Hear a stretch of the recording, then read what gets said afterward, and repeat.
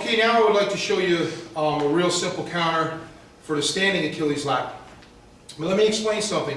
When I do the Achilles from the standing, as I show on the lost art of hooking, it's got to be explosive. You got to go into it fast, and then you got to step on the leg that's not captured and stretch him out.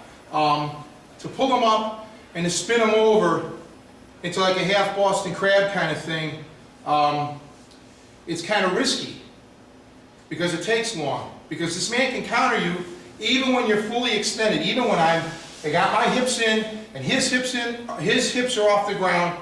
If he's in shape, he can easily counter it. But we're going to show you the proper way to counter this. So he got knocked down or he threw a kick or regardless of however he ends up, I'm here and I'm going on him. Now, before I pull the move, this is his key. He wants to reach for my support arm, okay? Regardless of how I'm gripping, that's, again, very irrelevant.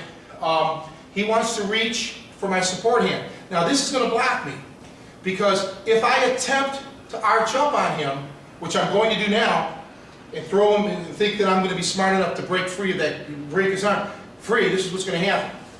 He's just going to pull himself right up using me, okay?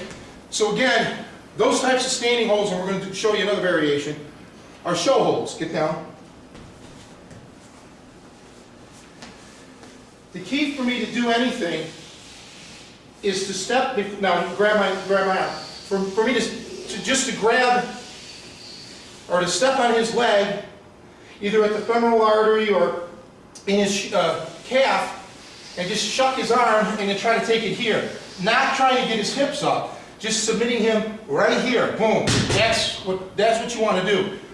This, regardless again of where his legs are, if it's between or out, he's going to grab my forearm, even as I'm trying to arch him, I'm going to pull him right up. So, don't do that, because that's what he's going to do. It's a very simple counter, and as you get more advanced, or if you came here for personal training or my instructor program or anything, you'd learn that it's not always the arm or the joint that's attacking the leg that's the problem that you have to attack. You got to look at the chain of how I'm gripping or holding and look for the weakest link.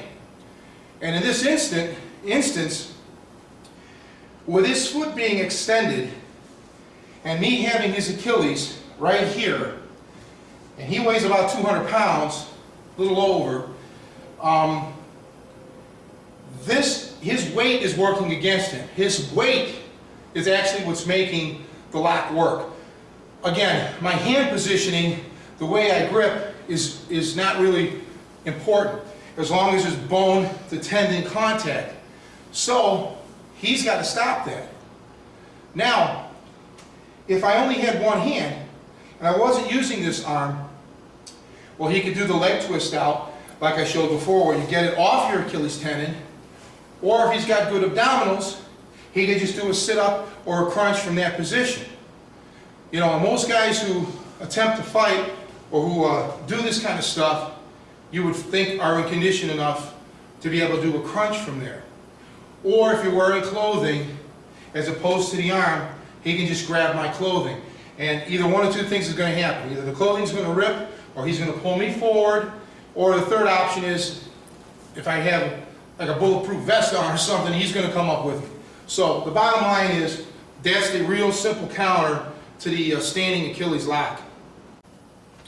Okay, now I want to show another variation in case you get the outside, or you stand to the outside of the leg, and it's the same counter. If I were attempting to lift him up, same deal. He's just going to use me.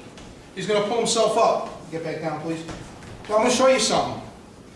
When you're on the outside of this lock, now your hand grips, your hand positioning may vary if you find something comfortable.